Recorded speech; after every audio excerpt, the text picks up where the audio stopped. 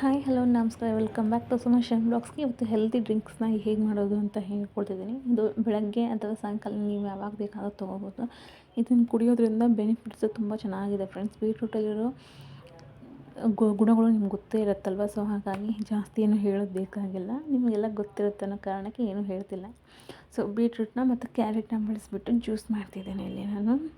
Tea ಕುಡಿಯೋ ಬದಲು ಇದನ್ನು ಕುಡಿದ್ರೆ ಆರೋಗ್ಯ ತುಂಬ ಚೆನ್ನಾಗಿರುತ್ತೆ. ಬನ್ನಿ ನೋಡೋಣ ಏನೇನು ಬೇಕು ಅಂತ. ಫಸ್ಟು ಸ್ಟಾರ್ಟಿಂಗಲ್ಲಿ ಒಂದು ಬೀಟ್ರೂಟ್ನ ತೊಗೊಂಡಿದ್ದೀನಿ. ಈ ರೀತಿಯಾಗಿ ಸಿಪ್ಪೆ ತೆಗೆದು ಕಟ್ ಮಾಡಿ ಇಟ್ಕೊಂಡಿದ್ದೀನಿ ತುಳಿದ್ಬಿಟ್ಟು. ಹಾಗೆ 2 ಕ್ಯಾರೆಟು, ಚೂರು ಶುಂಠಿ, ಹಾಗೆ ಒಂದು ಸ್ವಲ್ಪ ಬೆಲ್ಲ, ಚೂರು ಉಪ್ಪು, ಇಷ್ಟು ಬೇಕಾಗುತ್ತೆ. ನೀವು ಇದಕ್ಕೆ ಪುದೀನೂ ಸಹ ಸೇರಿಸ್ಕೋಬೋದು, ಇಲ್ಲಾಂದರೆ ಇಟ್ಸ್ ಓಕೆ, ಹೀಗೆ ಕಂಟಿನ್ಯೂ ಮಾಡ್ಬೋದು. ನನ್ನ ಹತ್ರ ಪುದೀನ ಇಲ್ಲ ಅಂತ ಹೇಳಿ ನಾನು ಹೀಗೆ ಕಂಟಿನ್ಯೂ ಮಾಡ್ತಾಯಿದ್ದೀನಿ.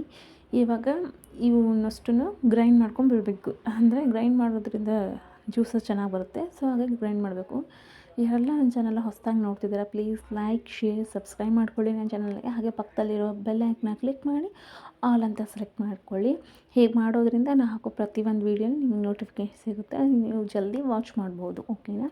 ವೀಡಿಯೋ ಇಷ್ಟ ಆದರೆ ಮರೀದೆ ಒಂದು ಲೈಕ್, ಕಮೆಂಟ್ ಮಾಡಿ.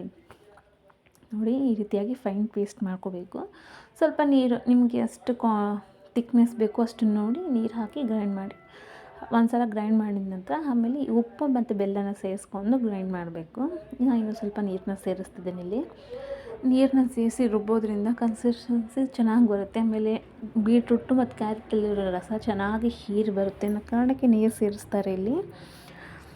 ಬೀಟ್ರೂಟು ದೇಹಕ್ಕೆ ತುಂಬ ಒಳ್ಳೆಯದು, ರಕ್ತನ ಜಾಸ್ತಿ ಮಾಡಲಿಕ್ಕೆ ಯೂಸ್ ಆಗುತ್ತಲ್ವ. ಸೊ ಹಾಗಾಗಿ ಮಕ್ಕಳಿಗೂ ಕೊಡಿ, ತುಂಬ ಒಳ್ಳೆಯದು. ಮಕ್ಕಳು ಬೀಟ್ರೂಟ್ ಡೈರೆಕ್ಟಾಗಿ ತಿನ್ನೋದಿಲ್ವಲ್ಲ, ಸೊ ಹಾಗಾಗಿ ಈ ರೀತಿ ಜ್ಯೂಸ್ ಮಾಡ್ಕೊಂಡು ಕುಡಿಬಹುದು.